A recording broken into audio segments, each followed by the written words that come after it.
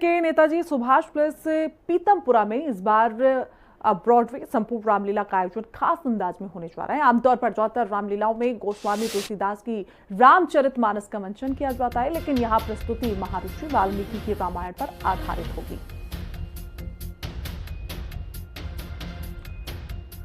तो यह अनूठा संगम पेश होगा। लगभग 3 से 4 घंटे की इस प्रस्तुति में भगवान श्री राम के जन्म से लेकर भरत मिलाप तक के प्रमुख प्रसंगों का मंचन देखने को मिलेगा। राम के सबल कंधों पर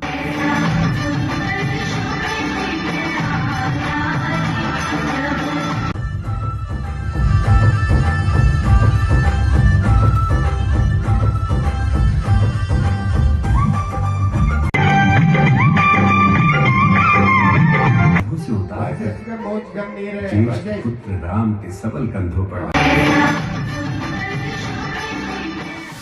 दिल्ली के पीतमपुरा में ब्रॉडवे रामलीला का आयोजन किया जाता है। मैं आपको बता दूं ब्रॉडवे क्या है कि एक दिन के अंदर संपूर्ण रामलीला का एक ही मंच पर आयोजन करके दर्शकों को दिखाया जाता है। और मेरे साथ आयोजक यहाँ पर मौजूद हैं, आइए उनसे बात करते हैं। सर, क्या नाम है आपका? अनुज जयकरण। अनुज जी, कहते हैं ये कहाँ से कहते हैं आइडिया आया कि कहते हैं एक दिन में कहते हैं पूरी रामलीला कहते हैं दर्शकों को दिखाने का? देखो, आइडिया तो सीधा सीधा वही है कि अगर आपको किसी को पूरी स्टोरी सुनानी है, पूरी कथा सुनानी है, जब तक उसके अंदर निरंतरता नहीं आएगी आदमी उसको समझ नहीं पाएगा। अगर आप मूवी देखते हो और सीरियल देखते हो, दोनों में क्या फर्क होता है? सीरियल में अगले दिन का इंतजार करना पड़ता है कि यार कल क्या होगा, और उस दिन आपको अगर कुछ काम है, आप अगर नहीं देख पाए, एक सीरियल छोड़ के दूसरा देखोगे तो आपको समझ नहीं आएगा। तो ब्रॉडवे रामलीला का कॉन्सेप्ट यही है कि एक दिन में राम जन्म से लेकर राज्याभिषेक तक दिखाते हैं, ताकि वो निरंतरता बनी रहे और एक ही बार में पूरी स्टोरी समझ में आए। डिजिटल तरीके से कहते हैं आप रामलीला के दर्शकों को दिखाते हैं, और इस बार कहते हैं कुछ नया रखा है? देखो, कहने के लिए ये संपूर्ण रामायण है, लेकिन ब्रॉडवे रामलीला एक एक्सपीरियंस है। ये केवल संपूर्ण रामायण नहीं है।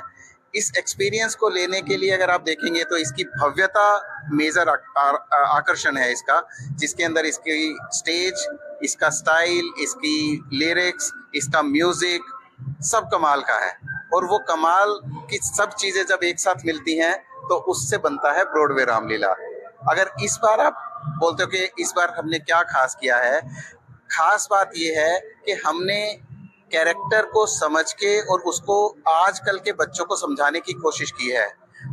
आजकल के अगर ज़ेन जी की बात करें तो आजकल बच्चे बोलते हैं कि रावण ने ही सारे गलत काम क्यों किए थे, ऐसा क्यों है? उन्होंने तो सीता का अपहरण करने के बाद उसको छुआ भी नहीं, जबकि राम जी ने स्त्री के ऊपर वार किया, या शूर्पणखा का नाक कटवाया, अहिल्या के ऊपर पैर लगा के उनका उद्धार किया, और बाली का छिप के वध किया। तो क्या वो गलत नहीं था? उसको कैसे जस्टिफाई करें? तो उन चीजों के पीछे भी क्या लॉजिक है, क्या मंशा रही होगी और तत्व क्या है इसको समझने का, वो चीजें हमने समझाने की कोशिश की है। कितने कहते दर्शकों का बैठने का यहाँ पर कहते इंतजाम किया जाता है, और कहते कितने जो किरदार हैं उनमें कितने कहते हैं लोग काम करते हैं? हमारे पास जितनी ग्राउंड की अवेलेबिलिटी है वो पूरी की पूरी हम बैठने में यूटिलाइज कर लेते हैं। आप नॉर्मली रामलीलाओं में देखोगे कि बहुत बड़ा ग्राउंड होता है, उसके अंदर बहुत बड़ा मेला होगा, फूड कोर्ट बहुत बड़ा होगा। हमने उस सारी जगह को भी इकट्ठा करके केवल बैठने की सीटिंग की कैपेसिटी ज्यादा की है और एक फूड कोर्ट रखा हुआ है। तो टोटल मिला के हमारी जो सीटिंग कैपेसिटी है वो 4 से 5 हजार लोगों की है। और अगर हम फुटफॉल की बात करें तो लगभग 10,000 लोगों का फुटफॉल यहाँ पे रहता है। ये थे हमारे साथ में ब्रॉडकास्ट रामलीला के कहते हैं आयोजक, जिन्होंने कहते हैं हमारे को संपूर्ण जानकारी दी है। और कहते हैं आप आइए और देखिए यहाँ पर पीतमपुरा में आके ब्रॉडकास्ट रामलीला कहीं ना कहीं कहते हैं ये डिजिटल तरीके से रामलीला के लिए दिखाई जाती है, और कहीं ना कहीं दर्शकों को 3 घंटे के अंदर संपूर्ण रामलीला का आयोजन जो है उनकी तरफ से दिखाया जाता है। कैमरामैन पवन शौर्य के साथ में अमित सोनकर, हिंदी खबर, दिल्ली।